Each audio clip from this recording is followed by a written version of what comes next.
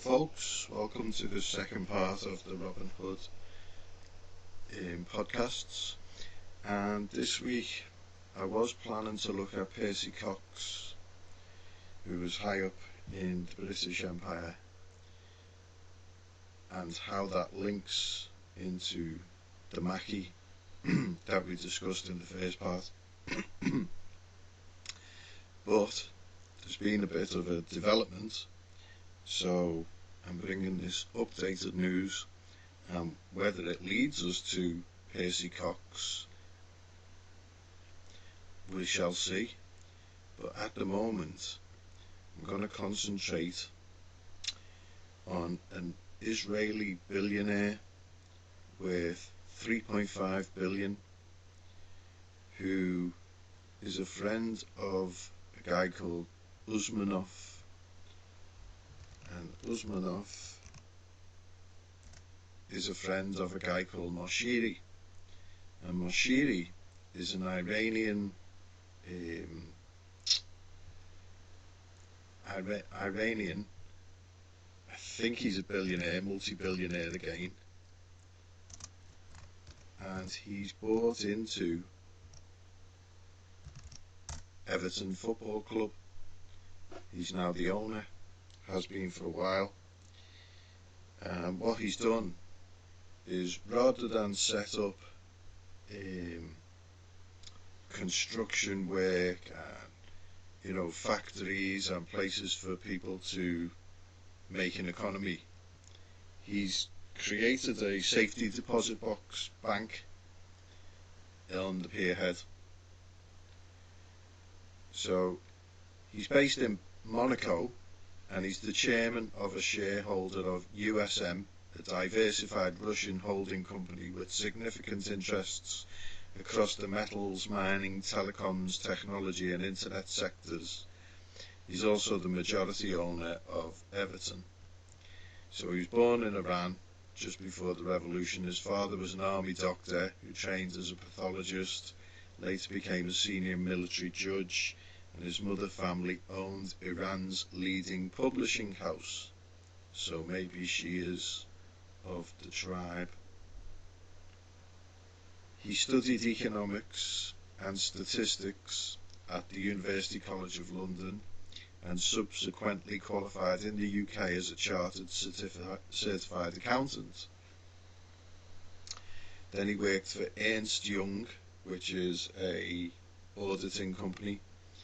Then Panel Care Forster, also an accountancy company. And then he worked for Deloitte, who have dubious connections all over the world. And he was a senior manager at Deloitte's audit division. And basically, if you want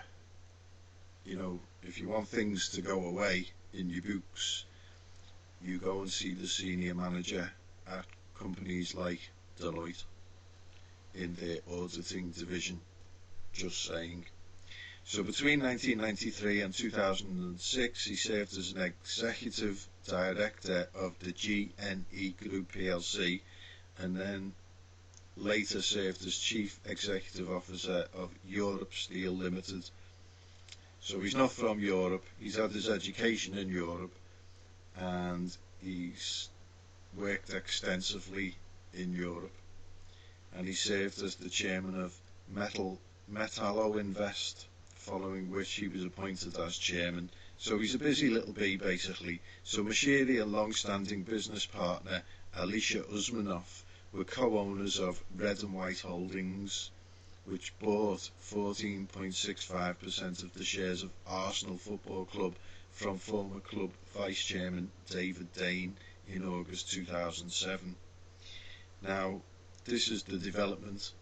Alisher Usmanov, he's just sold Arsenal, for 550 million. And in 2016, it was announced Moshiri had sold his stake in Arsenal, which is what Usmanov's done, and came to Everton.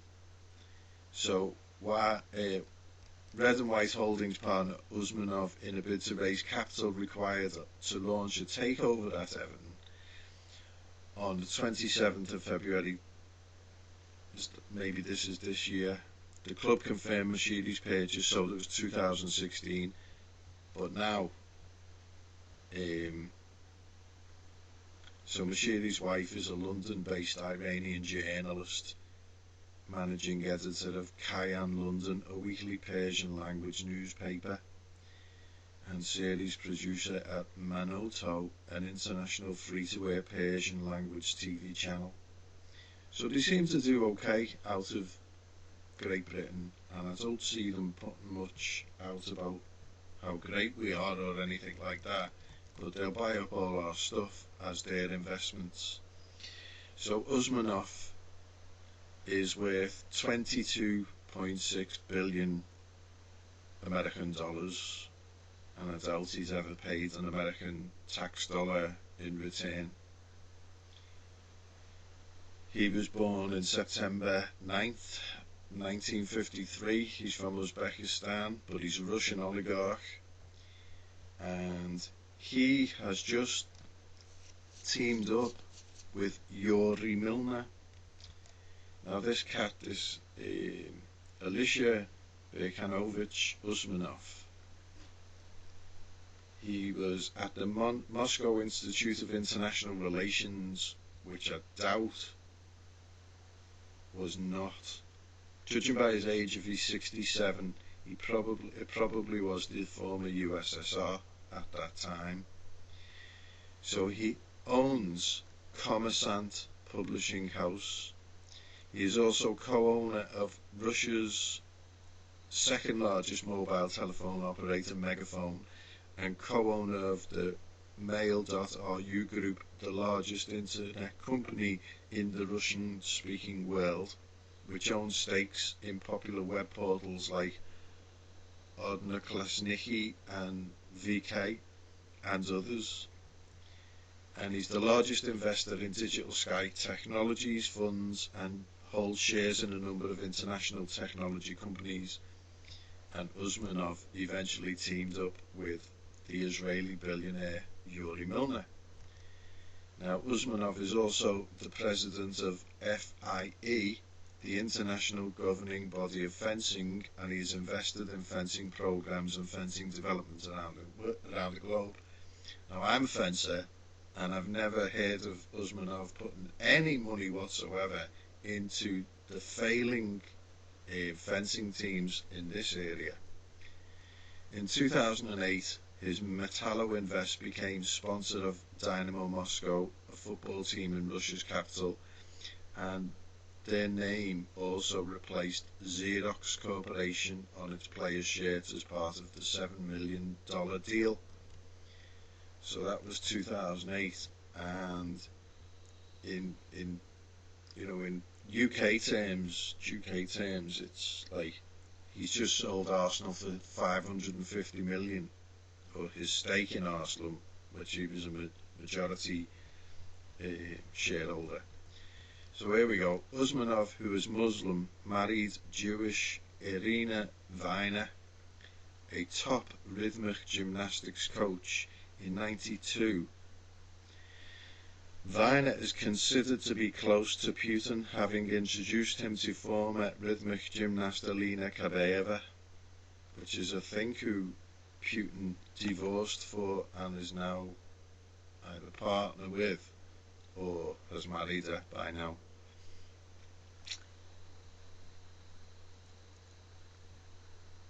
But this Irina Viner, Usmanov's wife, if I think I remember rightly, her mother, maybe it may be Milner or this other guy who we're going to look at, this Mikhail Khodorkovsky, who's a friend with Yuri Milner, in so much as he brought him through into the stocks and shares in Wall Street. So this guy, this Khodorkovsky, is an exiled Russian businessman, philanthropist and former oligarch now residing in London. He was believed to be the wealthiest man in Russia in 2003, with a fortune estimated to be worth 15 billion, and was ranked 16th on the Forbes list of billionaires. He had worked his way up the Komsomol apparatus, which is the all-Union Leninist Young Communist League. Right, well, I never knew that. So this billionaire, this communist billionaire, so that was during the Soviet years, and started several businesses during the period of Glasnost and Perestroika. Always all for private enterprise now, after the dissolution of the Soviet Union. So he was arrested for fraud by the Russian authorities in 2003, when he was announced he was the richest man in Russia. The government under Vladimir Putin then froze shares shortly thereafter on tax charges, and Putin's government took further actions against Yukos. I don't know what Yukos is. Oh, Yukos is the name of the company that he had in Siberia, which was an oil company. So that led to the collapse of the company's share price and the evaporation of much of Khodorkovsky's wealth. In May 2005, he was found guilty and sentenced to 9 years. In 2010, while he was still serving his sentence, he and his business partner, Platon Lebedev, were further charged with and found guilty of embezzlement and money laundering. Khodorkovsky's prison sentence was extended to 2014, which is weird because he was originally, it was May 2005, and he got 9 years in prison, which is till 2014. Maybe my maths is off, I don't know. I think 5 and 9 equals 14 myself. Still, in this weird world that was being thrown at us, no one can ever tell. President Vladimir Putin pardoned Khodorkovsky, releasing him from jail on 20th of December 2013. There was widespread concern internationally that the trials and sentencing were politically motivated. The trial was criticised abroad for the lack of due process. Khodorkovsky lodged several applications into the European Court of Human Rights seeking redress for alleged violations in Russia of his human rights. In response to his first application, which concerned events from 2003 to 2005, the court found that several violations were committed by the Russian authorities in their treatment of Khodorkovsky. So this is what, the collapse of communism has done. It's made all these billionaires, who certainly aren't used to handling money when they've come from something as stark and stringent as what communism is painted to be, surely. Imagine you've got someone there, a peasant, one of the proletariat, and you give him $15 billion. Do you think he's going to be straight down the line when the whole of the country's not straight down the line? Which then the leader of the country is then found to have broken all sorts of rules by the European Court of Human Rights. So, the whole question of allowing these people to start buying into Wall Street and into the London Stock Exchange and Hang Seng and wherever it may be, it's highly dangerous. I mean, it's not like look at George Soros, by his invention of the derivatives market, which is a complete misnomer. He collapsed the British government, albeit I'm sure that was by design in collusion with, my opinion. And then along comes more members of the same tribe, because Khodorkovsky is obviously, early life and education. His parents, Boris and Marina, were engineers at a factory making measuring instruments in Moscow. His father was Jewish, so he's Jewish, and his mother was Russian Orthodox Christian. They were both opponents of communism, though they kept this from their son, who was born in 1963, having experienced a rise in state anti-Semitism and the death of Stalin.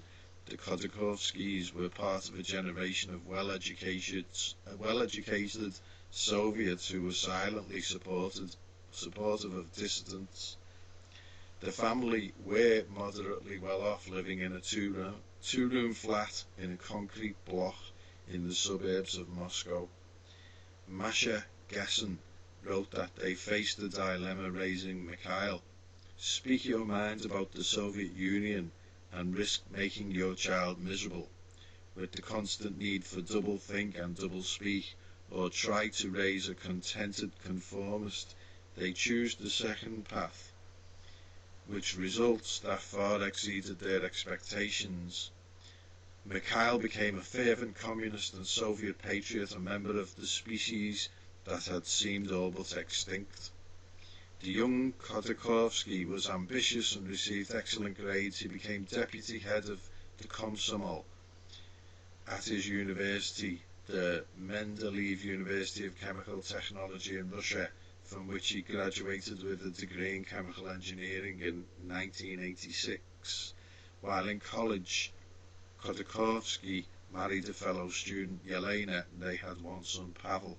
In 1986, he met an 18-year-old student called Inna at the same institute, who was a colleague of Khodorkovsky's at the Komsomol organization, and he courted her, slept with her in his car until she took him in. They had a daughter and twin sons. He and his first wife remain on good terms, and she would later take an active part in the campaign for his release from prison. So, not technically bigamy, but technically bigamy. So the first business activities after his graduation in 1986, he began to work full-time for the Komsomol. So you imagine Putin is like ex-KGB, and this guy is working full-time for the Leninist, Stalinist, Marxist, Maoist, Communist, call it what you like, Bolshevik, student union, which was a typical way of entering upon a Soviet political career. So he wanted to be a Soviet politician. After several years of working mostly to collect Komsomol dues from fellow students, so he's collecting money, noted Gessen, he could expect to be appointed to a junior position in city management someplace far from the capital. But instead of following his path, he exploited quasi-official and often extra-legal business opportunities and began to make a business career for himself. So he's a hustler. He's probably got connections in the rabbinical network that doesn't exist in Soviet Union, blah blah blah. But you know, they still made up 85% of the government, which even you can find out Putin says that. I mean, it's no secret. So he opened his first business in 1986, a private cafe. The enterprise was made possible by the Soviet leader Mikhail Gorbachev's program of perestroika and glasnost. The introduction of perestroika enabled Khodorkovsky to use his connections within the communist structures to gain a foothold in the developing free market. With the help of some powerful people, he started his business activities under the cover of Komsomol. Friendship with another Komsomol leader, Alexei Golubovich, had a significant impact on his growing success. Since Golubovich's parents held top positions in Gosbank, the state bank of the USSR, among the businesses in which Khodorkovsky tried his hand were importing personal computers and, according to some sources, counterfeit alcohol. In addition, he ventured into finance, devising ways to squeeze cash out of the Soviet planned economy behemoth. You know, they have interesting lives, these guys, but it's all one-directional. In any book, the crux. In 1987, Khodorkovsky and his partners opened the Center for Scientific and Technical Creativity of the Youth, so that's going to be pushing communism all day long. In addition to importing and reselling computers, the scientific centre was involved in trading a wide range of other products. The opening of the centre eventually made possible for the founding of Bank Menatep. So he opens a bank, a Jew opens a bank, wow, imagine my shock. He and his partners obtained a banking license supposedly from money made from selling second-hand computers to create Bank Menatep in 1989. As one of Russia's first privately owned banks, Menatep expanded quickly by using most of the deposits raised to finance Khodorkovsky's import-export operations, which is questionable practice in itself, and I'm reading the Wikipedia page here. Moreover, the government granted Bank Menatep the right to manage funds allocated for the victims of the Chernobyl nuclear accident. Khodorkovsky said, "Many years later I talked with people and asked them, why didn't you start doing the same thing? Why didn't you go into it? Because any head of an institute had more possibilities than I had." By an order of magnitude, they explained that they had all gone through the period when the same system was allowed, and then, at best, people were unable to exceed in their career, and at worst, found themselves in jail. They were all sure that would be the case this time, and that is why they did not go into it. And I did not remember this. I was too young, and I went for it, says Khodorkovsky.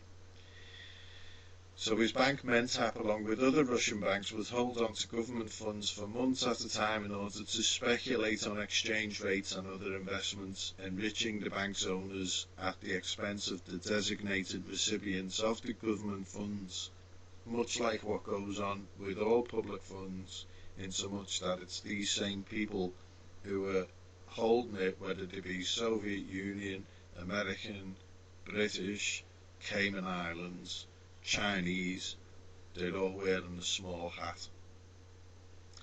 So, enriching the bank owners at the expense of the designated recipients of the government funds. Investment tenders were followed by a disposal of Russian state assets to select business elites. The loans for share program, which introduced the term oligarch to describe the handful of beneficiaries.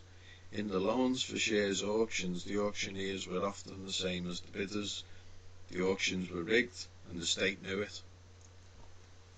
So there's clear evidence, clear in so much as that it's come from Wikipedia, but it's obviously happened, although it does say citation needed.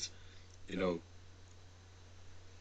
you open up the newspapers and they tell you who's buying what football concern, what football club, what NBA club, what NFL club, what Chinese club, what German club.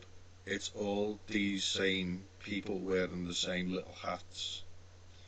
Clearly criminal practices by people that made the bulk of their money from denying or at best delaying the payment of financial aids to victims of a nuclear disaster. So not only did they cause the Holodomor, but also they're withholding funds that was aimed at compensating those who'd been in a nuclear disaster. I mean, come on. It was during this period that Khodorkovsky acquired the Yukos Oil Company for around 300 million through a rigged auction. So there's what he's used the money for. Khodorkovsky subsequently went on a campaign to raise investment funds abroad, borrowing hundreds of millions. Now knock next door to where you are and ask them if you can borrow hundreds of millions, or go down to your local spiritual house and ask if the guy there, the preacher, the pastor, however, if he can fix it up that you can borrow a few hundreds of millions. So when the 1998 financial crisis struck Russia, Khodorkovsky defaulted on some of his foreign debt and took his Yukos shares offshore to protect them from creditors. So basically, he's gone to America, France, Germany, Britain. You know, they're the pools of money, aren't they? You're not going to go to Guatemala or Vietnam looking for hundreds of millions, but he's got these hundreds of millions. then he's defaulted. So what's happened? Oh, so he served as an economic advisor to the first government of Boris Yeltsin during the failed 1991 coup by the communist hardliners. Gessen wrote, he was on the barricades in front of Moscow's White House helping to defend the government. Shortly thereafter, having lost faith in communism, he and his business associate, Leonid Nevzlin, wrote a capitalist manifesto entitled The Man with the Ruble, which stated in part, it is time to stop living according to Lenin, our guiding light. Our guiding light is profit acquired in a strictly legal way. Our Lord is His Majesty, money, for it is only He who can lead us to wealth as the norm in life. So there you go, capitalism is communism. Yukos acquisition. In 1992, Khodorkovsky was appointed chairman of the Investment Promotion Fund of the fuel and power industry. He was appointed Deputy Minister of Fuel and Energy of Russia in March 1993. In 1996, Menatap acquired a major Russian oil producer, Yukos, which had debts exceeding $3.5 billion for $309 million. So we bought it for $309 million. It's got debts of $3.5 billion. It's a major Russian oil producer. What am I missing here? How do you lose $3.5 billion when you're a major oil producer and then get sold for $309 million? These are the types of things that I'd be looking in the CAFRs, in the comprehensive annual financial reports, the account books, the ledgers, the journals, the bookkeeping. What's going on here? Why is the 3.5 billion debt when the yard is full of oil and we're getting sold for 309 million to this guy who's a Leninist and has now changed from Lenin to money as his god? In the 1990s, noted Gessen, Khodorkovsky made millions in currency trading. Oh, the old money changing. Fancy that.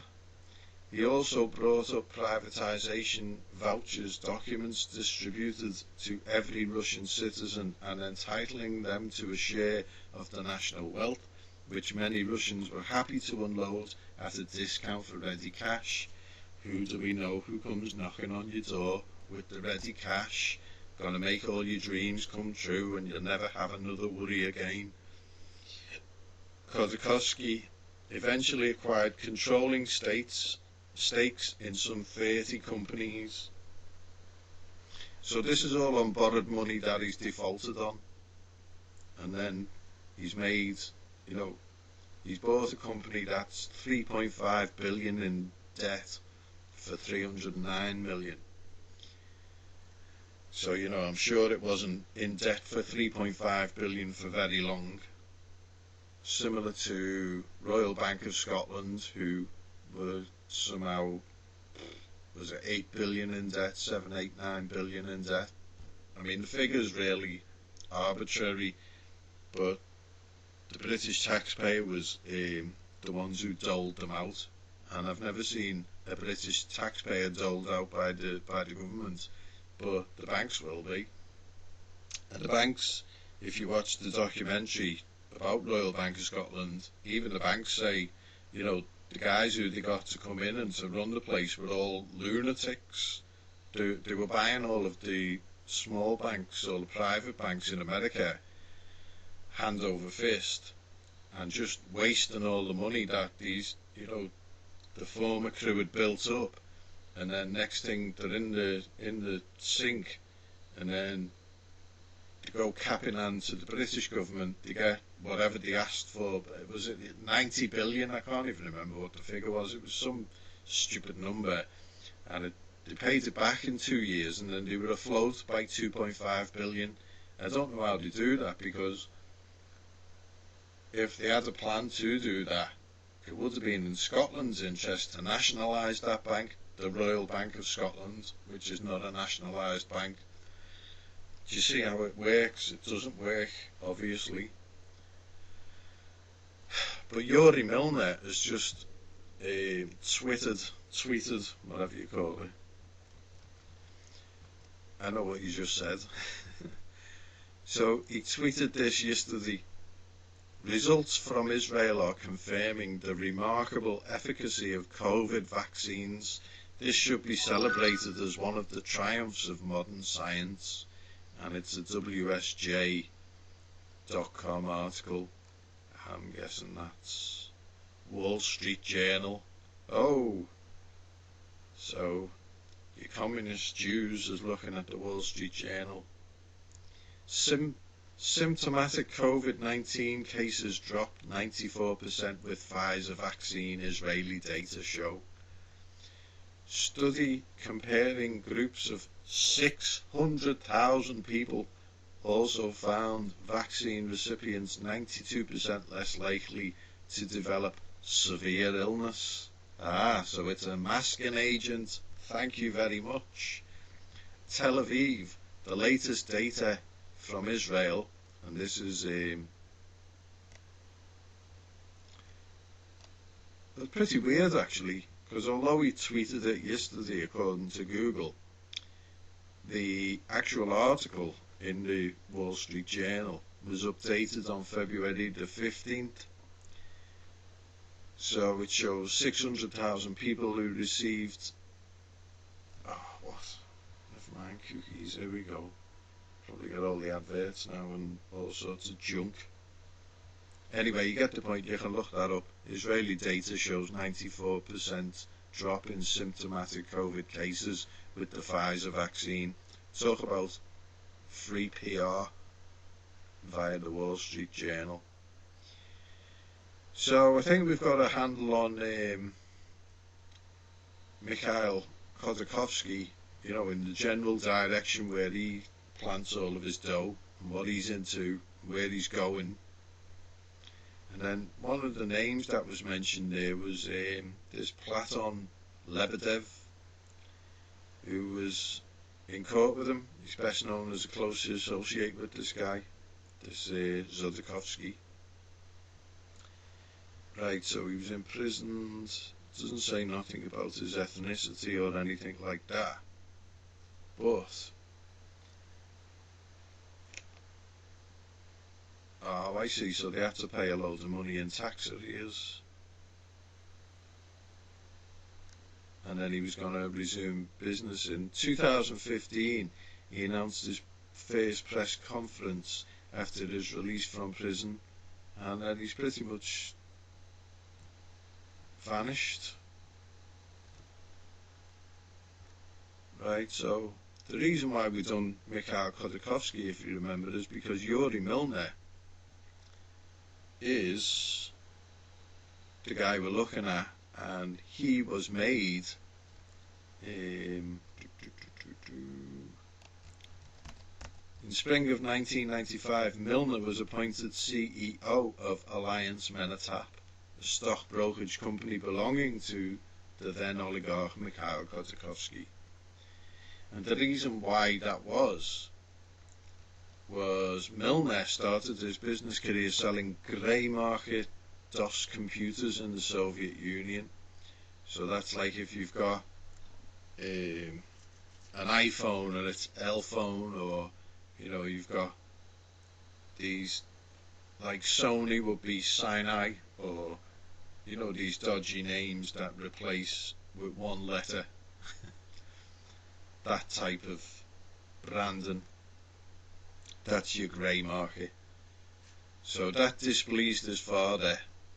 Probably wanted them, being more in the banking industry, loans usually, that kind of stuff. So when the USSR collapsed, he stopped selling computers in order to enroll at Wharton School and earn an MBA. So he went straight to America. So after graduating, he spent the first half of the 1990s at the World Bank in Washington, D.C. So he hasn't done bad, has he? And he is one of the tribe. As a Russian banking specialist, he focused on the development of private sector banking. He was described He has described his time at the World Bank as his lost years due to watching from afar the privatisation of government holdings during the presidency of Boris Yeltsin. In the spring of 1995, Milner was appointed CEO of Alliance Menatap, which is the bank of Mikhail Khodorkovsky, and he became the stockbroker, basically. Then in '96 he worked as the vice president and head of investment management at Menatap Bank, and in '97 Milner was appointed the deputy chairperson and head of the investment division at the same bank, but left that position in early '88. At the time, the market makers described him as a well-known professional who will bring the bank valuable experience in international financial institutions and transactions in the Russian investment market.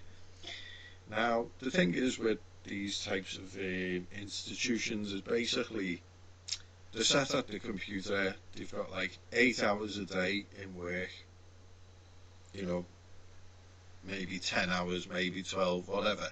But the thing is that they're covering 8 hours of work, but it's not work at the end of the day where you've produced something that is tangible. Like if you're in a factory and you've made half a car, or if you're a cobbler and you've made 10 pairs of shoes, or you're a fishmonger and you've prepared and sold food. You're a banker and you get in data and you manipulate data, and then you do the same again the next day.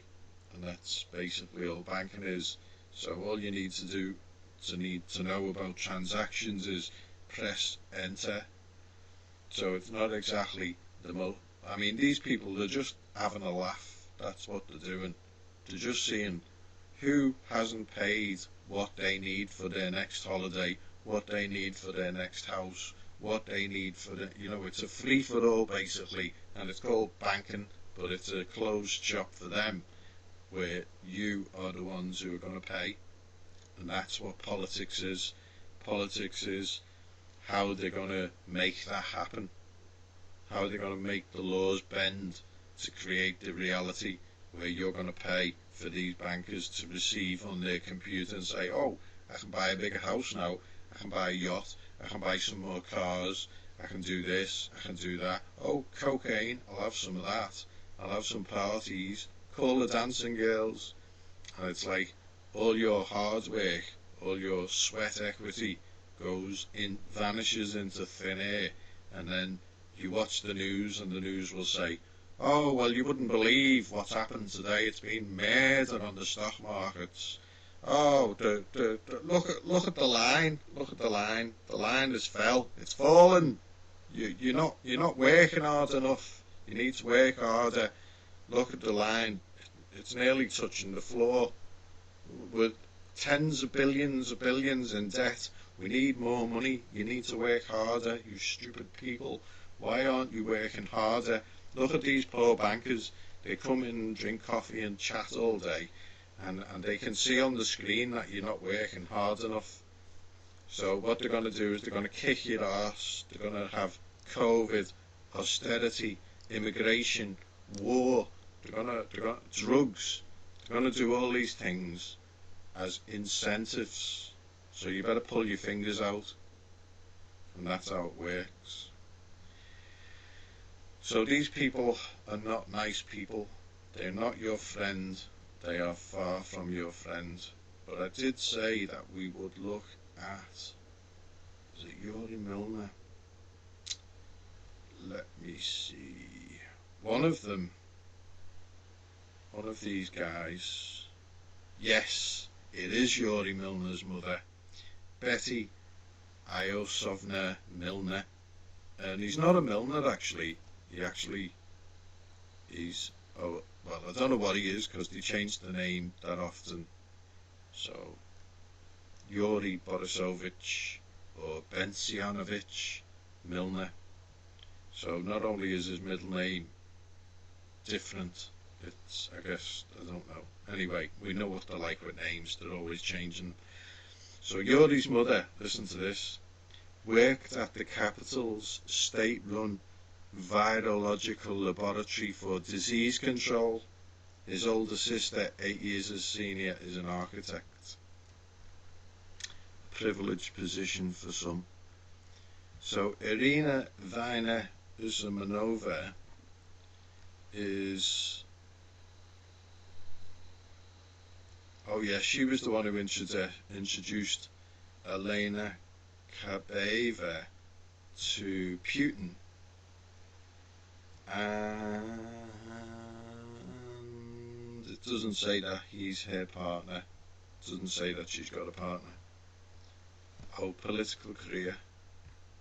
But she was a model. So she became a member of the public chamber of Russia. And she was part of the media.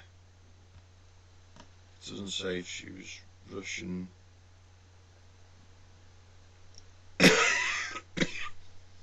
So, this is slightly interesting. In her capacity as a member of parliament, Kabaeva voted for a number of controversial laws that were speedily adopted, including the anti-Magnitsky bill, banning inter-country adoption of Russian orphans by families in the United States, as well as the Russian gay propaganda law, making the distribution of propaganda of non-traditional sexual relationships among minors a punishable offence.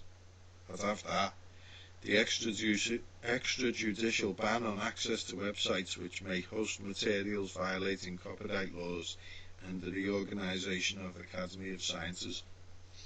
So, as after Russian gay propaganda law tomorrow, today, even. Yeah, so that's them. Little crew.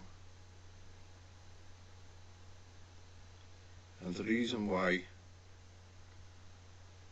it's important is because of this Komsomol, the all-Union Leninist Young Communist League, which Khodorkovsky was leader of at his university. Khodorkovsky employed Yuri Milner. Yuri Milner is a partner with Usmanov. Usmanov is a sports baller. He buys into sports ball. So if you're into sports ball, you want to know what kinds of political factions that the people who are owning your beloved football teams or basketball teams, ice hockey teams, then you look at the Komsomol, the Russian Communist Youth League, whose ideology is communism, Marxism and Leninism. Is the mother party is the Communist Party of the Soviet Union. The international affiliation is the Young Communist International World Federation of Democratic Youth.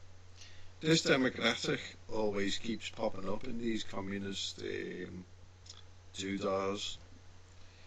So the Komsomol in its earliest form was established in urban areas in 1918. During the early years it was a Russian organisation known as the Russian Young Communist League, or the RKSM.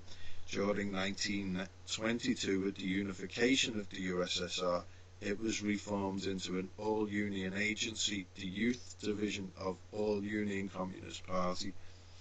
It was the final stage of 3 youth organisations with members up to the age of 28, graduated at 14 from the Young Pioneers and at 9 from the Little Octoberists. Now, isn't it funny how this particular union happens to now be on the ascendancy with all of these billionaires, whereas the unions who've represented all of your industries, like I'll speak for those industries in Britain, steel industry, manufacturing industry, construction industry, mining industry, shipping industry, did I say steel industry?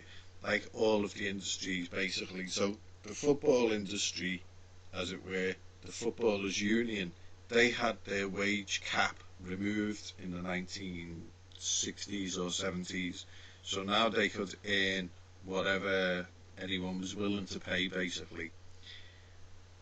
And the idea of wage capping is not something that is really put into media, you know, because you've got the likes of the BBC like useless eaters like Gary Lineker. He'll be on £500,000 a year just for turning up for 20 minutes and saying, oh, the man was offside, clearly offside, pay me now. Oh, look at that, £500,000, there you go, bing bang bosh, and off he pops. So you're there, you're working 40, 60, 80 hours a week, you can't make ends meet, you're not having the luxurious lifestyle that you've been promised, that you'd expect, that you demand actually, and that you have all full rights to, and then useless eaters like Gary Lineker, Ian Wright, the list is quite, I don't have a telly, but I'm sure you know better who they are than me, or as well as. So basically, the name doesn't matter. They're all useless eaters, and they're all on ridiculous amounts of money because there's no wage cap on those monies. Now, if you did try and get a wage cap on those monies, because of the links to the particular tribe who run money, the types of money, like, what was it, the guy said, Khodorkovsky, money is our new god, our guiding light, whatever. That was after Lenin. So you can see how the communist ideology is quickly replaced. It's like, don't think about Lenin now, think about money. And it's like, oh yes, must visit that synagogue, cash this check in. So before the February Revolution of 1916, the Bolsheviks did not display any interest in establishing or maintaining a youth division, but the policy emphasis shifted in the following months. After the Russian Civil War of 1917 to 1922 ended, the Soviet government under Lenin introduced a semi-capitalist economic policy to stabilize Russia's floundering economy. This reform, the new economic policy, introduced a new social policy of moderation and discipline, especially regarding the Soviet youth. Lenin himself stressed the importance of political education of young Soviet citizens in building a new society. The first Komsomol Congress met in 1918 under the patronage of the Bolshevik Party, despite the two organizations' not entirely coincident membership or beliefs. Party intervention in 1922-1923 proved marginally successful in recruiting members, so to kick your door in and put a gun to your head and say, oh, you fancied joining, did you? Right, well, you'll be there tomorrow. By the time of the Second Congress, a year later, however, the Bolsheviks had in effect acquired control of the organization, and it was soon formally established as the youth division of the Communist Party. However, the party was not very successful overall in recruiting Russian youth during that period, the NEP period, 1921 to 1928. So the NEP men, which is a thing, NEP or capitals, MEN, lowercase or one word, were business people in the early Soviet Union who took advantage of the opportunities for private trade and small-scale manufacturing provided under the new economic policy.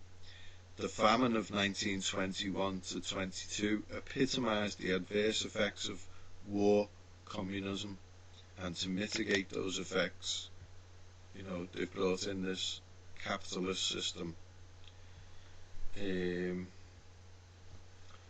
This is what I was saying about this famine in Russia.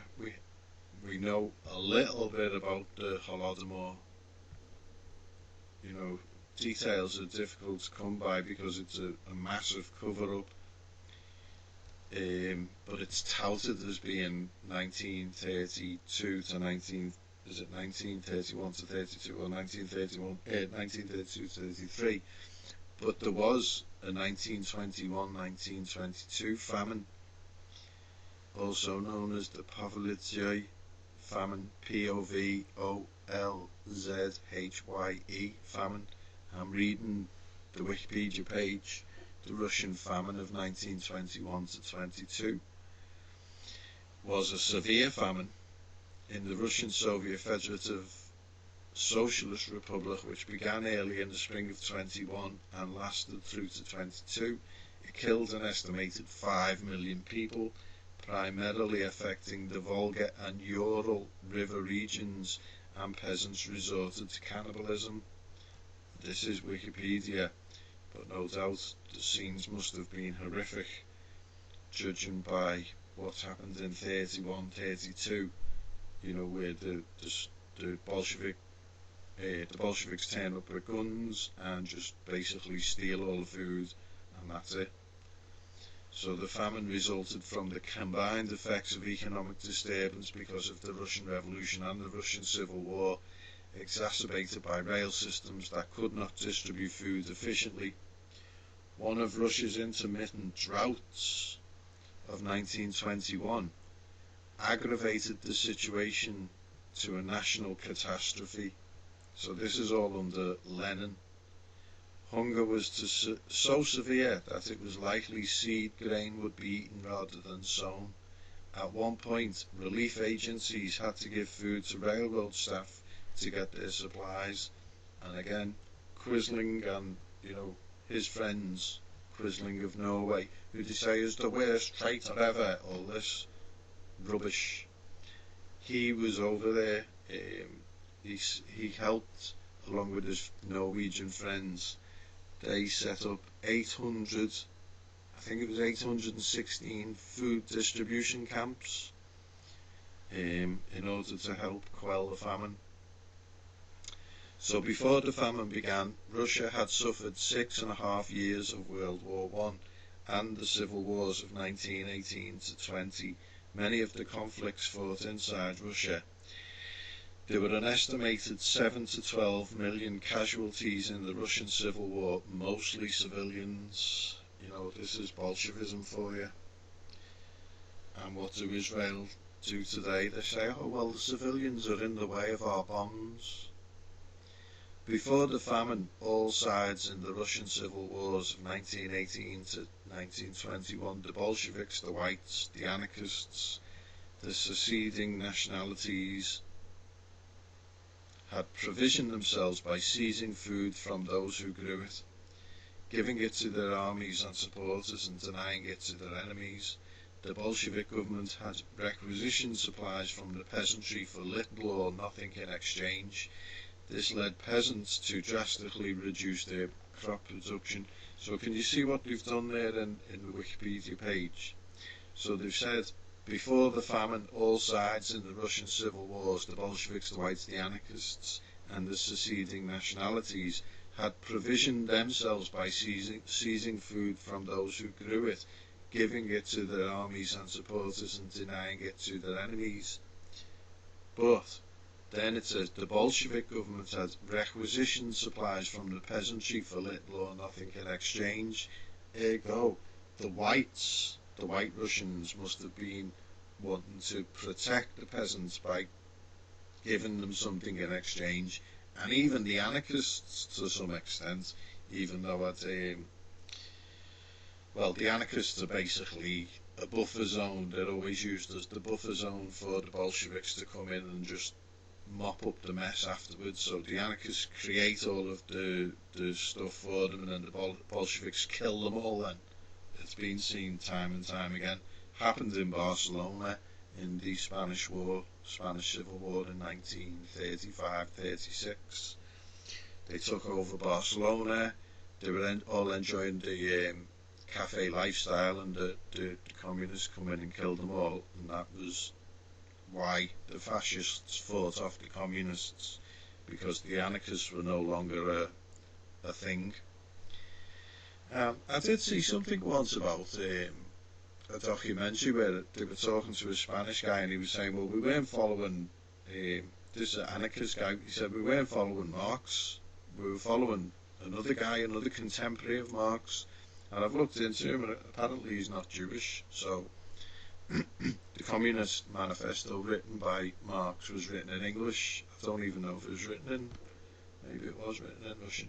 But this other guy, anarchism is just set up to create individualism, independent personage, so there's no socialism, there's no cohesion between the peoples other than my law is the law, that sort of mentality, which the Bolsheviks all come in and as a big group, all cohesive, and just go, oh, is it your law, is it, and just stamp on your head and don't give you any food. So this led peasants to drastically reduce their crop production. The rich peasants, the kulaks, which are a new breed of people, only in like 1870s or something was it, when the serfs, whenever it was, Alexander II, I'll do a quick little look. A second.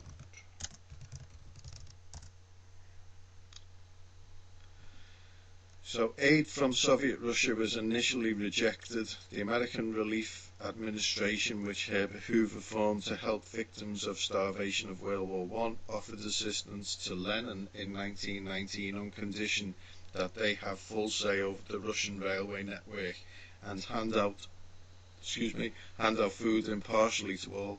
Lenin refused this as interference in Russian internal affairs. So you can see what's going on there too, can't you? Little collusions. We'll aid your army, we'll give your food to the Bolsheviks, to Lenin, and you just let us run the railways. Well, they were running the railways anyway, so they probably knew that Lenin was going to say no. So I don't know the ins and outs of it, but basically I'm just going to read now from Alexander II of Russia. This guy was a tough guy. He was the Emperor of Russia, King of Poland, Grand Duke of Finland, and he was assassinated. So his most significant reform as Emperor was the emancipation of the Russian serfs in 1861. So I said 1870, so 1861, for which he is known as Alexander the Liberator. The Tsar was responsible for other reforms, including reorganizing the judicial system, setting up elected local judges, abolishing corporal punishment, promoting local self-government through the Zemstvo system, ZEM-STVO, imposing universal military service, ending some privileges of the nobility, and promoting university education. Now, he didn't promote university education among Jews. He only allowed 2 Jews in each university, but he did put Jews in the military for 25 years. After an assassination attempt in 1866, Alexander adopted a somewhat more reactionary stance until his death. He pivoted toward foreign policy and sold Alaska to the United States. I think he was also the one who annexed Siberia.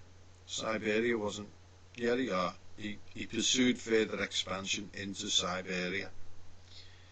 So Siberia didn't belong to Russia. Alexander II made it belong to Russia. I guess it was like, is it Sahara? Where's that place? Western Sahara. It's not a country, it's just still like, I don't know, Ohio or somewhere. It's still like a territory that hasn't got... Sorry, people from Ohio. I mean, in the past. Like in England, for example, we would have common land, and then generally in a village there will always be some common green which doesn't belong to anyone. It's it's the common. So yeah, he saw peace and he moved away from bellicose France when Napoleon III fell in 1871, and in 1872 joined with Germany and Austria, and this is when all the trouble starts, isn't it, in the League of the Three Emperors. Not so much that the trouble was coming from this end, but who have gone, oh my goodness, Germany, Austria, and this new up-and-coming Alexander II, who's just made all these law reforms and was making Russia from the 26th world economy to the 4th strongest world economy, in just the space of a few years. and it's a pity he wasn't allowed to carry on, because I'm sure he would have took Russia to heights beyond the British Empire. And I don't say that lightly. The British Empire was no doubt the highest culture of its day, but I think Alexander II was onto something, and I think the Germans and the Austrians were thinking the same. And that stabilised the European situation when he joined with them in the 1870s. So despite his otherwise pacifist foreign policy, he fought a brief war with the Ottoman Empire in 1877 to 1878, pursued further expansion into Siberia and the Caucasus, and conquered Turkestan, although disappointed by the results of the Congress of Berlin in 1878. Alexander abided by that agreement. Very good. Among his greatest domestic challenges was an uprising in Poland in 1863, which he responded by stripping that land of its separate constitution and incorporating it directly into Russia. So it looks like he's a tough guy, like I say, he's took no mess, and he's gone like, oh, okay, well, I'm not even going to mess around, it's just like you belong to us now, period. Alexander was proposing additional parliamentary reforms to counter the rise of nascent revolutionary and anarchistic movements when he was assassinated in 1881. So he was a peace bringer. He was born in Moscow. Alexander Nikolaevich was the eldest son of Nicholas I of Russia and Charlotte of Prussia. So there's the link, isn't it? His mum's been from Prussia, and she was the daughter of Frederick William III of Prussia and Louise of Mecklenburg-Strelitz. His early life gave indication of his ultimate potential until the time of his ascension in 1855, aged 37. Few imagined that posterity would know him for implementing the most challenging reforms undertaken in Russia since the reign of Peter the Great.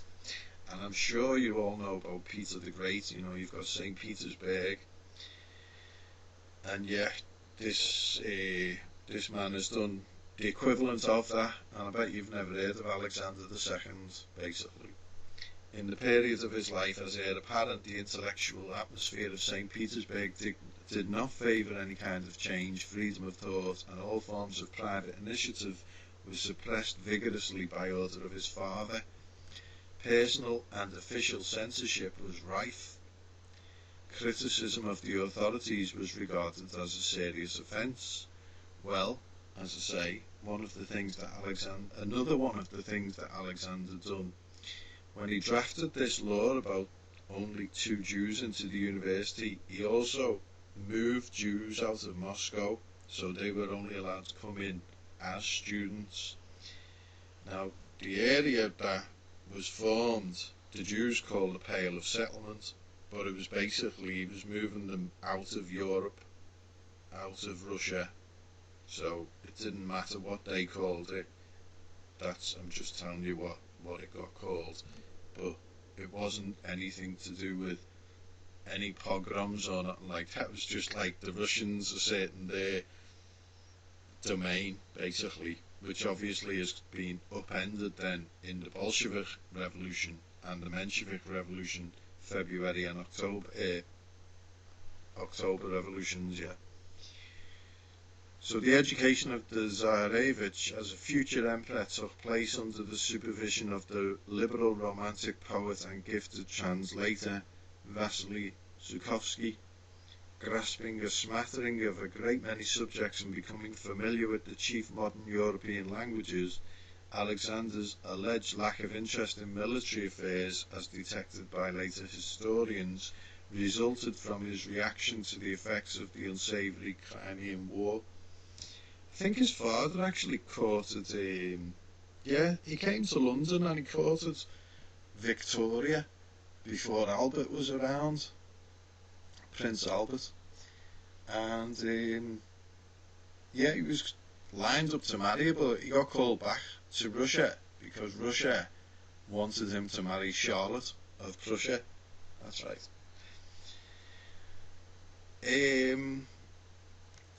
So unusually for the time, the young Alexander was taken on a 6 month tour of Russia in 1837. And 1837, if you don't know, is an interesting year in England. It was the year of the birth certificate. There'd never been a birth certificate before. And there was a book written called The Law of Trusts and Trustees, was published at the same time, because with the British Empire, which it wasn't at that time as I'm aware, but the holdings of Britain were becoming much more bigger because they just won the first Opium War, courtesy of the Sassoon family. So they had all of these riches now, you know, tea, silk, gold, all of this stuff, because they got gold for the opium trade and silver. So they've made the British subjects now as chattel. This is how it's been seen. They've made them as chattel under a birth certificate. And this birth certificate is now a receipt of a trust, and you'd already agreed into the trust by way of, you know, a little bit of the old Jewish wizardry. Oh, well, you must belong to us because it says so on the paper, even though it doesn't say so on the paper.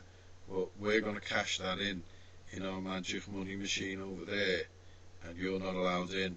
So get back to work, or we'll send the boot boys round to smash your head in. How does that sound? And that's how it works. And that's how it has worked.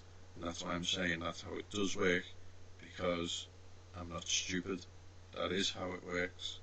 So while touring Russia, he also befriended the exiled poet Alexander Herzen and pardoned him.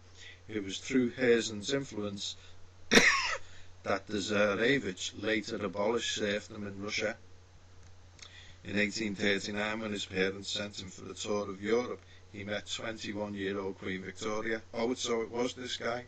And both were enamoured of each other. Simon Sebag Montefiore speculates that a small romance emerged. Such a marriage, however, would not work, as Alexander was not a minor prince of Europe and was in line to inherit the throne himself. In 1847, Alexander donated money to Ireland during the Great Famine. He's been described as looking like a German, I guess his mother was German, somewhat of a pacifist, a heavy smoker and card player. So encouraged by public opinion, Alexander began a period of radical reforms.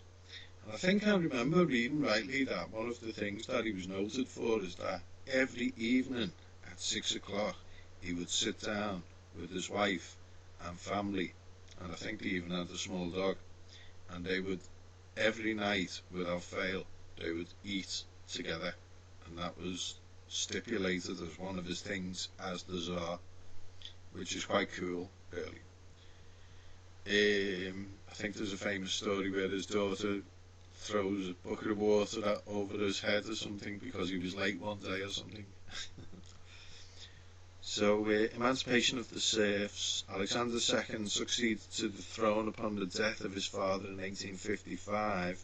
As Tsarevich, he had been an enthusiastic supporter of his father's reactionary policies. That is, he always obeyed the autocratic ruler, but now he was the autocratic ruler himself.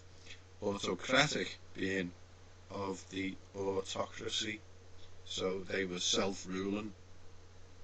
And he fully intended to rule according to what he thought was best. So it wasn't a democratic society, it was an autocratic society.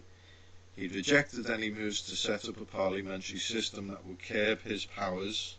He inherited a large mess that had been wrought by his father's fear of progress during his reign, because I guess you've got the Industrial Revolution coming up. And it's like, well, what way do we go now? You know, is it going to be a success or is it going to fail? I don't want my country changing direction and it all goes to pot.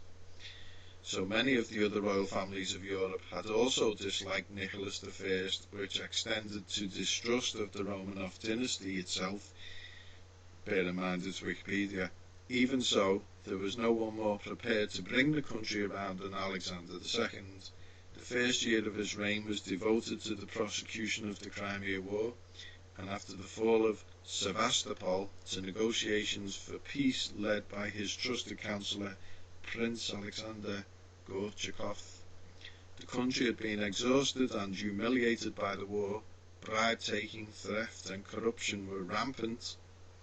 The Emancipation Reform of 1861 abolished serfdom on private estates throughout the Russian Empire. Serfs gained the full rights of free citizens, including rights to marry without having to gain consent, to own property and to own a business. The measure was the first and most important of the liberal reforms made by Alexander II. I remember it was a documentary, or I was reading about Peter the Great, and apparently when his wife came, Catherine the Great, she came from Germany, although she was from Russian stock, and she came from Germany, and when she arrived she said, these Russians live like bears, you know, because Russia wasn't, and these are the reforms that Peter the Great made. Like, it was all through Catherine the Great coming from Germany. She brought all these ideas, including apparently the knife and the fork. So I don't know what state Russia was in before then, but I certainly know what group of people were ardent and have become ardent and still are ardent in that land. Polish landed proprietors of the Lithuanian provinces presented a petition hoping that their relations with the serfs might be regulated in a more satisfactory way, meaning in a way more satisfactory for the proprietors. Alexander II authorized the formation of committees for ameliorating the condition of the peasants and laid down the principles on which the amelioration was to be effected. Without consulting his ordinary advisors. Ordinary is a particular word, like ordained, ordination, bring order to. This is why priests are ordained. They are of the ordinary class, you know, and that's how they come into the royal court as ordinary, but they've been trained in a spiritual sense. So the king or the Tsar or the emperor can turn to his conscience from his ordinary advisor and say, can we do this? Because oftentimes you can't really trust many people in the court because there's so much competition. So that's an ordinary advisor. Alexander ordered the Minister of the Interior to send a circular to the provincial governors of European Russia.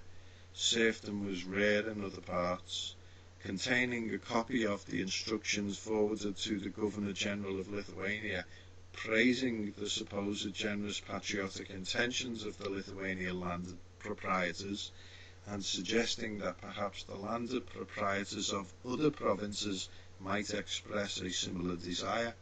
The hint was taken. In all provinces where serfdom existed, emancipation committees were formed. Emancipation? Excuse me? Emancipation? In Europe? What? Emancipation was not a simple goal capable of being achieved instantaneously by imperial decree. It contained complicated problems deeply affecting the economic, social and political future of the nation. Alexander had to choose between the different measures recommended to him and decide if the serfs would become agricultural labourers dependent economically and administratively on the landlords, or if the serfs would be transformed into a class of independent communal proprietors. The emperor gave his support to the latter project, and the Russian peasantry became one of the last groups of peasants in Europe to shake off serfdom. Serfdom wasn't a thing in Germany, so maybe that's also one of the things that Catherine the Great has sprung the seeds for the route to take place in for later, when they've shaken off serfdom. The architects of the Emancipation Manifesto were Alexander's brother Constantine, Yakov Rostovtsev, and Nikolai Milutin. I'm sure I've butchered their names to bits, but there we go. On the 3rd of March 1861, 6 years after his accession, the Emancipation Law was signed and published. A host of new reforms followed in diverse areas. The Tsar appointed Dmitry Militin to carry out the significant reforms in Russian armed forces. Further important changes were made concerning industry and commerce, and the new freedom thus afforded produced a large number of limited liability companies. Plans were formed for building a great network of railways, partly to develop the natural resources of the country and partly to increase its power for defence and attack. So you can see how building roads, railroads, having great transport is always beneficial, except if you're Africa and India, perhaps. Although India do use their trains, I don't think since the Raj left they built many railroads. Certainly Africa, not known for their use of the railroads that were basically built by, dare I say it, the evil colonialists. And I say that with a tongue very much in cheek. Military reforms included universal conscription, introduced for all social classes. That was in 1874. Prior to the new regulation, as of 1861, conscription was compulsory, enforced only for the peasantry. Conscription had been 25 years for serfs who were drafted by their landowners, which was widely considered to be a life sentence. Other military reforms included extending the reserve forces and the military district system, which split the Russian states into 15 military districts, a system still in use over 100 years later. The building of strategic railways and an emphasis on the military education of the officer corps comprised further reforms. Corporal punishment in the military and branding of soldiers as punishment were banned, and the bulk of important military reforms were enacted as a result of the poor showing in the Crimean War. Yeah, it's quite factual that the Russian army has not been, it's never reached really the potential that it possibly should have, given the vastness of the size of the country. Anyway, that's just an aside. A new judicial administration based on the French model introduced security of tenure, a new penal code, and a greatly simplified system of civil and criminal procedure also came into operation. Reorganization of the judiciary occurred to include trial in open court, with judges appointed for life, a jury system, and the creation of justices of the peace to deal with minor offences at local level. Legal historian Sir Henry Maine credited Alexander II with the first great attempt since the time of Grotius to codify and humanize the usages of war. And he was Dutch, a humanist, diplomat, lawyer, theologian, jurist, poet and playwright. He looks a fairly jolly fellow, I must say. Hugo de Groot. Alexander's bureaucracy instituted an elaborate scheme of local self-government, the Zemstvo, ZEM-STVO, for the rural districts 1864 and the large towns in 1870, with elective assemblies possessing a restricted right of taxation and a new rural and municipal police under the direction of the Minister of the Interior. And there we go. Under Alexander's rules, Jews could not own land and were restricted in travel. However, special taxes on Jews were eliminated, and those who graduated from secondary school were permitted to live outside the Pale of Settlement, and became eligible for state employment. Large numbers of educated Jews moved as soon as possible to Moscow, St. Petersburg and other major cities. Wow. The Alaska colony was losing money. literally the sentence later, and would be impossible to defend in wartime against Britain. So in 1867, Russia sold Alaska to the United States for $7.2 million. The Russian administrators, soldiers, settlers, and some of the priests returned home. Others stayed to minister their native parishioners, who remained members of the Russian Orthodox Church into the 21st century. Alexander maintained a generally liberal course. Radicals complained that he did not go far enough, and he became a target for numerous assassination plots. He survived attempts that took place in 1866, 1879, and in 1880. Finally, in March 1881, 13th of March, so what's that, 140 years ago, last week or so, 2 weeks ago, assassins organised by the Narodnaya Volya, the People's Will Party, killed him with a bomb. The Emperor had earlier in the day signed the Loris-Melikov Constitution, which would have created 2 legislative commissions made up of indirectly elected representatives, had it not been repealed by his reactionary successor, Alexander III. So, murky times indeed. I didn't know that all them Jews had gone into the Russian cities. I thought he was pushing them out. But I guess when they're educated, there's the ticket back in. So it goes on, and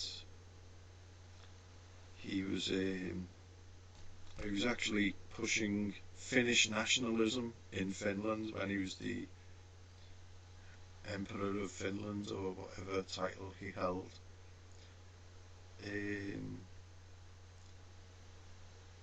He convened the Diet of Finland, which was the legislative assembly of the Grand Duchy of Finland, and the recipient of the powers of the Swedish Riksdag of the Estates. The term Valtiopäivät today means an annual session of the Parliament of Finland. So yeah, the Swedish Empire was actually huge. Can you tell that the wind's gone out of my sails now, talking about them Jews coming into all the Russian cities? It's disgusting. I guess they couldn't be landlords though. I'm sure they would have been working away, well, to the point of they've actually bombed the guy out of existence, but I'm sure that they'll have been working away to find out how they could own land somehow, properties, whatever, in order to be landlords. So, he's still regarded in Finland today as the good Tsar. There's just not enough information on Jews that can be taken credible, certainly not from Wikipedia. I mean, even the Pale of Settlement, it's written in Russian, and then it's written in Yiddish, then it's written in Hebrew. Was a western region of Imperial Russia with varying borders that existed from 1791 to 1917, in which permanent residency by Jews was allowed, and beyond which Jewish residency, permanent or temporary, was mostly forbidden. Most Jews were still excluded from residency in a number of cities within the Pale as well. A few Jews were allowed to live outside the area, including those with university education, the ennobled members of the most affluent of the merchant guilds and particular artisans, some military personnel, and some services associated with them, including their families and sometimes their servants. The archaic English term pale is derived from the Latin word palus, a stake, extended to mean the area enclosed by a fence or boundary, which is what they done in Shanghai. So I'd put it that from 1791, it's them who've put up the fence, it's them who created the Pale of Settlement. You know, they've probably come from the Ottoman Empire after getting kicked out by Spain, getting kicked out by, it comes under a part of a series in anti-Semitism. The Pale of Settlement included all of modern-day Belarus, Lithuania and Moldova, much of Ukraine and Poland, and relatively small parts of Latvia and Western Russian Federation, roughly corresponding to the Kresy macro-region of Russia. So it doesn't count Germany in there, it doesn't count Czech Republic, it doesn't count Austria-Hungary, it doesn't count Switzerland, it doesn't count a lot of places. It extended from the Eastern Pale, or demarcation line inside the country, westwards of the Imperial Russian border with the Kingdom of Prussia, later the German Empire, and Austria-Hungary. Furthermore, it composed about 20% of the territory of European Russia. So it looks like this is where they've all come from, doesn't it, pouring into Germany?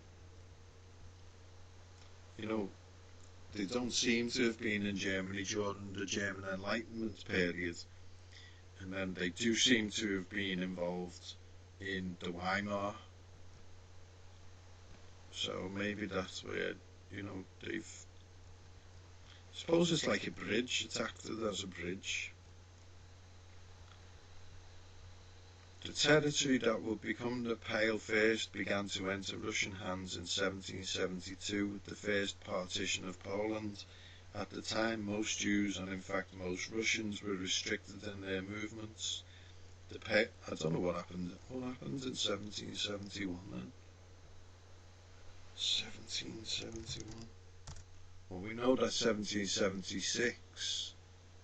We know what's happened in that date.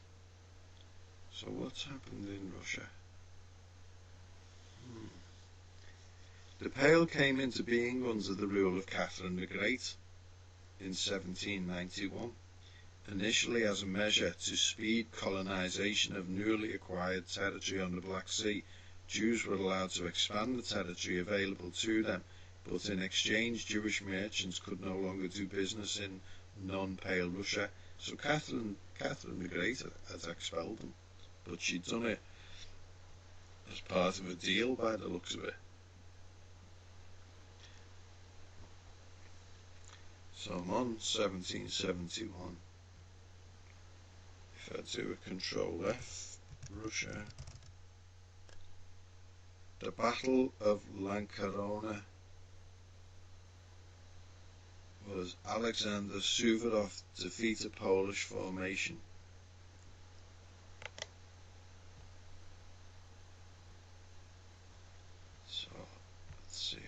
That was May 23rd, and in July 13th the Russo-Turkish War, and I believe that was when all of the Russians were basically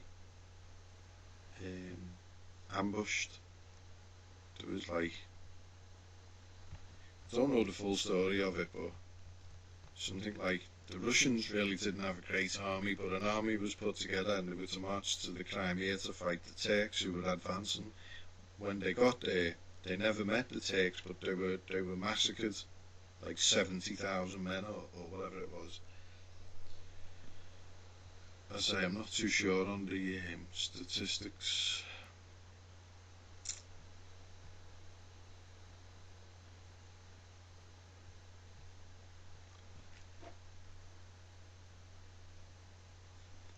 So this guy, this Alexander Vasilievich Suvorov, was a Russian general in service of the Russian Empire. He was Count of Rimnich, Count of the Holy Roman Empire, Prince of Italy, and the last Generalissimo of the Russian Empire. He is considered one of the greatest military commanders in Russian history and one of the great generals of the early modern period. He was awarded numerous medals, titles and honours by Russia as well as by other countries. Suvorov secured Russia's expanded borders and renewed military prestige and left a legacy of theories on warfare. He was the author of several military manuals, the most famous being The Science of Victory, and was noted for several of his sayings. Several military academies, monuments, villages, museums and orders in Russia are dedicated to him. He never lost a single major battle he had commanded. Born in Moscow, he studied military history as a young boy and joined the Imperial Russian Army at the age of 17. During the 7 Years' War, he was promoted to colonel in 1762 for his success on the battlefield. When war broke out at the Bar Confederation in 1768, Suvorov captured Krakow and defeated the Poles at Lankorona and Storowice, bringing about the start of the partitions of Poland. He was promoted to general and next fought in the Russo-Turkish War of 1768 to 1774, winning a decisive victory at the Battle of Kozludza, becoming the general of the infantry in 1786. He commanded in the Russo-Turkish War of 1787 to 1792 and won crushing victories at the Battle of Rimini and the Siege of Ismail. For his accomplishments he was made a Count of both the Russian Empire and the Holy Roman Empire. He put down a Polish uprising in 1794, defeating them at the Battle of Maki and storming Warsaw. While a close associate of Empress Catherine the Great, Suvorov often quarrelled with her son and heir apparent Paul. After Catherine died of a stroke in 1796, Paul I was crowned emperor and dismissed Suvorov for disregarding his orders. However, he was then forced to reinstate Suvorov and make him a field marshal at the insistence of the coalition allies for the French Revolutionary Wars. Suvorov was given command of the Austro-Russian army, captured Milan, and drove the French out of Italy through his triumphs at Cassano d'Adda, Trebia and Novi. Suvorov was made a prince of Italy for his deeds. Afterwards he was ordered to head to Switzerland to assist Allied operations. He was cut off by André Massena and later became surrounded in the Swiss Alps by the French. After an Allied Russo-Austrian army he was supposed to reinforce suffered defeat at Zurich, and we all know who have a lot of banks in Zurich, don't we? Suvorov led the strategic withdrawal of Russian troops dealing with French forces 4 times the size of his own and returned to Russia with minimal casualties. For this exploit he became the 4th Generalissimo of Russia, and he died in 1800 of illness in St. Petersburg. So, I think at that juncture we shall leave it there for now. It's been 1 hour, 32 minutes and 30 seconds. So I hope you've enjoyed these ramblings through these Jewish billionaires who came out of communism, and a little jaunt down the revolutionary times and pre-revolutionary times to get a grounding, sort of like what we're dealing with, what's the history that they always say that we need to know where we're coming from in order to need to know where we're going. Well, let's see where we are. Okay, well, that's it for now, folks. Hope you enjoyed this one, and I hope you enjoyed the next one, which hopefully we can get back onto the Maki, which I guess this is kind of related with the Israeli communist connection to the Israeli Communist Party of Israel. Well, take care and see you next time.